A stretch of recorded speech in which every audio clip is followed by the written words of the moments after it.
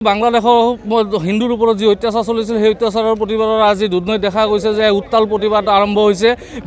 বিশ্ব হিন্দু পৰিষদৰ নেতৃত্বত দেখা গৈছে যে দুধনৈৰ আকাশ বতাহ কঁপাই তুলিছে তেওঁলোকে। মই মোৰ সতীৰ্থ সামগ্ৰিক পৰিৱেশ মই দেখাবৰ কাৰণে অনুৰোধ জনাইছোঁ।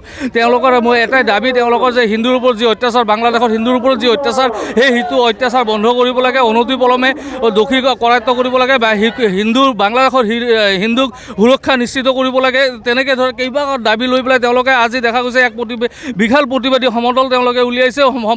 বিশাল এই প্ৰতিবাদী সমদলত অংশগ্ৰহণ কৰিছে কেইবা হাজাৰ যি ব্যক্তি আছে তেওঁলোকে ইয়াতে উপস্থিত হৈছে। উপস্থিত হৈ তেওঁলোকে বাংলাদেশত যি তদানীন্তন যি চৰকাৰ চলি আছে সেই ইউনিছৰ যি প্ৰতিকৃতি সেই প্ৰতিকৃতি দাহ কৰা দেখা গৈছে। মই মোৰ সতীৰ্থ সামৰিক পৰিৱেশ দেখা গৈছে। আজি প্ৰথম খবৰ দৰ্শকসকলে প্ৰত্যক্ষ কৰিব পাৰিছে। এনেদৰে দেখা গৈছে যে বাংলাদেশৰ বিৰুদ্ধে এক বিশাল প্ৰতিবাদ দুধনৈ আকাশ বতাহ কঁপাই তুলিছে। মোৰ হতে ইয়াতে বিষয়ববীয়াসকল আছে, আমি তেখেতসকলৰ পৰা মনে মনে আমি কিছু কথা জানিব বিচাৰিম। দাদা, দেখা গৈছে যে আজি আপোনালোকে এক বিশাল প্ৰতিবাদ আয়োজন কৰিছে, কিহৰ কাৰণে এই প্ৰতিবাদ?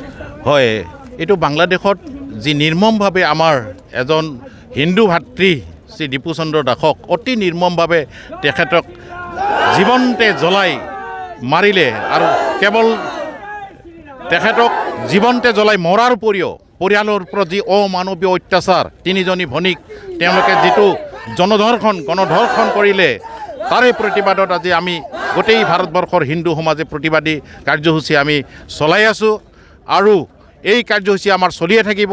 যিহেতু বাংলাদেশত আমাৰ যি হিন্দু এটা সময়ত 14 কোটিৰ পৰা আহি এতিয়া 1.5 কোটি জনসাধাৰণত সীমিত হৈছে, তেওঁলোকৰ যিটো চক্ৰান্ত হিন্দুসকলক জোৰপূৰ্বক ধৰ্মান্তৰ কৰি বিভিন্ন প্ৰক্ৰিয়াৰে হিন্দু সমাজক বা হিন্দু ভাইসকলক তেওঁলোকে এই বাংলাদেশৰ পৰা মষিমূৰ কৰিব বিচাৰিছে, একেবাৰে নিপাত কৰিব বিচাৰিছে। আমি এইটো কেতিয়াও হ'বলৈ নিদিওঁ। গতিকে ইয়াৰ প্ৰতিবাদত আমি আজি বিশ্ব হিন্দু পৰিষদ গোৱালপাৰা জিলাই আমাৰ এই দুধনৈত আমি এটা প্ৰতিবাদী কাৰ্যসূচী লৈছোঁ আৰু ইয়াৰ পিছতে আমি যদি ইয়াৰ কোনো একশ্যন গভৰ্ণমেণ্টে নলয় বা অতি শীঘ্ৰে যদি বাংলাদেশ চৰকাৰে ইয়াৰ বিহিত ব্যৱস্থা নলয়, যিসকল দোষীসকলক যদি শাস্তিমূলক ব্যৱস্থা নকৰে, তেনেহ'লে আমি পৰ্যায়ক্ৰমে বিভিন্ন ধৰণৰ কাৰ্যসূচী ল'বলৈ বাধ্য থাকিম। দেখা গৈছে যে গতানুগতিকভাৱে হিন্দুসকলৰ ওপৰত অত্যাচাৰ হৈছে বাংলাদেশত।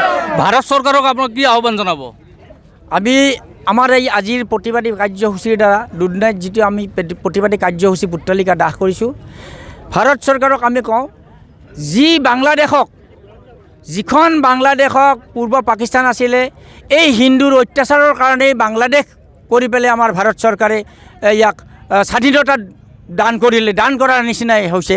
আমি দান কৰিছোঁ সেই বাংলাদেশক যাতে পুনৰাই হিন্দুৰ ওপৰত কোনো ধৰণৰ অত্যাচাৰ নচলে আৰু হিন্দুক যাতে প্ৰাধান্যতা দিয়ে, সিহঁতে তাৰ ব্যৱস্থা কৰিবলৈ এই বাংলাদেশ চৰকাৰক যাতে ভাৰতবৰ্ষই প্ৰেছাৰ দিয়ে আৰু এই প্ৰেছাৰত যদি তেওঁলোকে হেৰি নকৰে, কোনো ধৰণৰ তেওঁলোকে ইনিচিয়েটিভ নলয়, তেতিয়াহ'লে বাংলাদেশক হিন্দুস্তানৰ লগত আমাৰ ভাৰতবৰ্ষৰ লগত চামিল কৰাই মুছলিমখিনিক, যিখিনি হিন্দু বিদ্বেষী মুছলিম, তেওঁলোকক পাকিস্তানলৈকে পঠিয়াই দিয়ক।